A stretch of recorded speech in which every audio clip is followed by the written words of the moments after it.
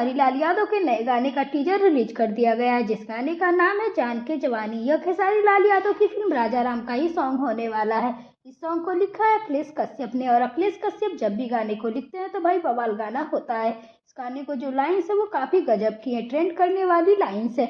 Music दिया है कृष्णा वेदर्ती और आर्य शर्मा ने। गाने को गाया खेसारी लाल यादव और खुशी कक्कर ने। तो भाई गाना काफी जबरदस्त और बवाल होने वाला है। गाने की शूटिंग नेपाल में की गई है। ऑलमोस्ट गाना काफी बेहतरीन बनाया गया है।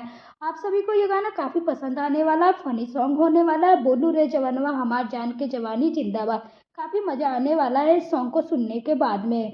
जान के जवानी गाना कल यानी कि 19 नवंबर को सुबह 6 बजे रिलीज कर दिया जाएगा। आपको इस सॉन्ग का टीजर कैसा लगा कमेंट बॉक्स में जरूर बताएं, और अगर आप एक खेसारी लाल यादव के फैन तो इस वीडियो को लाइक करें और साथ ही साथ चैनल को जरूर सब्सक्राइब करें। Thank you.